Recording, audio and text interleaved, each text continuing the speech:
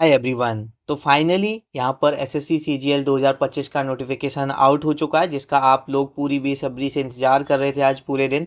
और फाइनली अब आपको पता चल चुकी है कि आपकी वैकेंसी कितनी है और बहुत सारी चीज़ें आपको यहाँ पर पता चल चुकी हैं। तो उसी के बारे में कुछ इंपॉर्टेंट पॉइंट्स के बारे में डिस्कस करेंगे। और अगर आप सीजीएल की भी तैयारी नहीं कर रहे हो, एमटीएस की कर रहे हो, तो इस नोटिफिकेशन से कुछ एमटीएस वाले जो डाउट होते हैं हमारे, वो भी यहाँ पर मैं क्लियर करूँगा। तो वीडियो को यहाँ पर एंड तक देखना। साथ में अगर आप सीजीएल 2025 की तैयारी कर रहे हो ना, तो अब हाई टाइम है कि अब आपको प्रैक्टिस करना शुरू कर देना चाहिए, सेक्शनल टेस्ट के थ्रू, मॉक टेस्ट के थ्रू, प्रीवियस ईयर पेपर्स के थ्रू। और आप सभी को पता है सेक्शनल टेस्ट, मॉक टेस्ट के लिए जो सबसे बेस्ट प्लेटफॉर्म है वो यहाँ पर आपका टेक्स्ट बुक है। और अगर आपके पास टेक्स्ट बुक का पास नहीं है तो टेक्स्ट बुक का पास खरीद लेना, मैं उसकी लिंक भी नीचे डिस्क्रिप्शन में दे दूंगा, वरना आप डायरेक्ट जाके भी परचेज कर सकते हो। और अगर आप DK12 कोड लगाओगे तो एडिशनल आपको 12% का डिस्काउंट मिल जाएगा। एंड मेन चीज़ है, अगर आप एक बार पास ले लेते हो तो डिफरेंट एग्जाम्स के sectional test, mock test, previous year papers के थ्रू यहाँ पर प्रैक्टिस कर सकते हो। साथ में यहाँ पर सीजीएल 2025 के लिए भी प्लेलिस्ट बन चुकी है, जहाँ पर आपको सारे ईयर्स के प्रीवियस ईयर पेपर्स देखने को मिल जाएंगे, मॉक टेस्ट देखने को मिल जाएंगे, सेक्शनल टेस्ट देखने को मिल जाएंगे, जिनको आप यहाँ पर अटेम्प्ट कर सकते हो। साथ में यहाँ पर जो आपके लाइव टेस्ट भी रहते हैं, ऑल इंडिया लाइव टेस्ट भी रहते हैं, तो आप लाइव टेस्ट भी यहाँ पर अटेम्प्ट कर सकते हो टेक्स्ट बुक पर जाकर। तो अगर आपके पास टेक्स्ट बुक का पास नहीं है तो ख़रीद लो, क्योंकि प्रैक्टिस के बिना यहाँ पर सीजीएल नहीं निकलेगा। अब यहाँ पर हम बात करते हैं कुछ इंपॉर्टेंट जो हमारे नोटिफिकेशन के बारे में है। तो देखो, अगर यहाँ पर मैं बात करता हूँ नोटिफिकेशन की, तो टोटल वैकेंसी है हमारी 14,582। जो लोग अंदाज़ा लगा रहे थे तो वो यही था कि 15,000 से लेके 20,000 के बीच में वैकेंसी आपको देखने को मिलेंगी।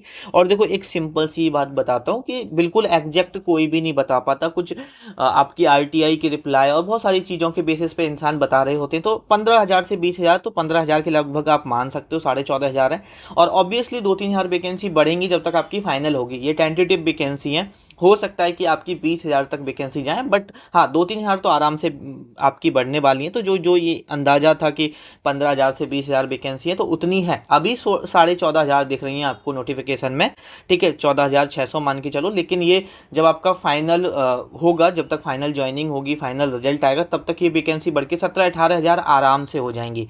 तो ये बिल्कुल जो अंदाज़ा लगाया जा रहा था बिल्कुल सही लगाया जा रहा था। और यहाँ पर अब आप अप्लाई शुरू कर सकते हो आप, ठीक है।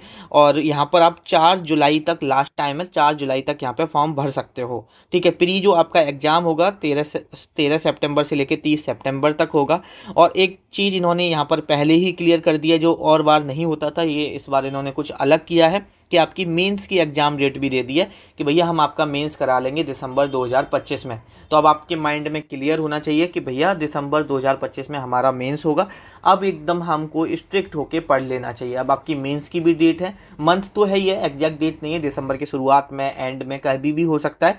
दिसंबर में आपका पेपर होना है। और अब आपका इसमें जो एग्ज़ाम पैटर्न है, बहुत सारे लोग, बहुत सारे यूट्यूबर्स, बहुत सारे टेलीग्राम चैनल्स पे आप देख रहे थे कि पैटर्न चेंज होगा, पैटर्न चेंज होगा। भैया कोई पैटर्न चेंज नहीं हुआ है। जो आप लोग मुझसे पूछते रहते हो कि एमटीएस 2025 का पैटर्न चेंज होगा क्या, भैया पैटर्न चेंज होगा। एमटीएस 2025 का भी भाई कोई पैटर्न चेंज होने वाला नहीं है। जैसे तैयारी कर रहे हो वैसे करते रहो। इंग्लिश जीके के बेसिस पे ही सिलेक्शन होगा, मैथ और रीजनिंग आपके क्वालिफाइंग होंगे। जो भी ये बातें करते हैं वो जस्ट आपको अट्रैक्ट करने के लिए, अपने व्यूज बढ़ाने के लिए, अपने टेलीग्राम चैनल पर व्यूज लोगों को ऐड करने के लिए, इन सब चीज़ों के लिए उनका माइंडसेट रहता है, जो कि बहुत गलत है, ठीक है। लेकिन हम किसी को इथिक्स पढ़ाने नहीं आए हैं यहाँ पर।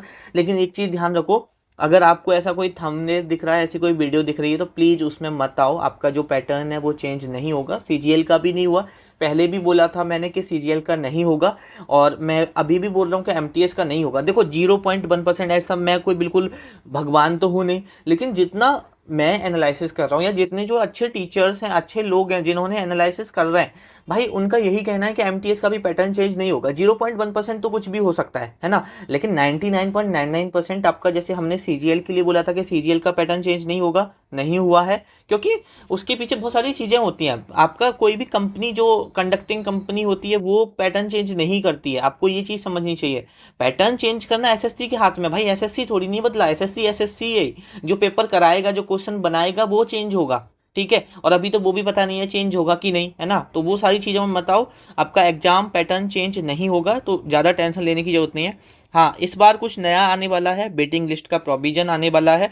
ये जब आपका स्टेनो का नोटिफिकेशन आया उनमें भी बोला, लेकिन मतलब एसएससी के जो चेयरमैन है उन्होंने अपनी तरफ से अप्रूवल के लिए भेजा है। कहाँ पर? गवर्नमेंट ऑफ इंडिया में।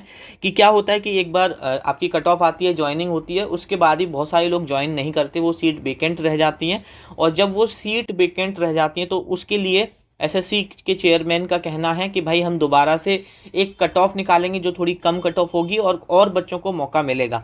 तो ये जो वेटिंग लिस्ट का प्रोविजन है ये एसएससी की तरफ से अप्रूवल के लिए भेजा गया है गवर्नमेंट ऑफ इंडिया। तो अगर गवर्नमेंट ऑफ इंडिया इसे अप्रूव करेगी तो ये वेटिंग लिस्ट आएगी एसएससी में, वरना नहीं आएगी। लेकिन 90% पॉसिबिलिटी है कि वेटिंग लिस्ट आ जाएगी।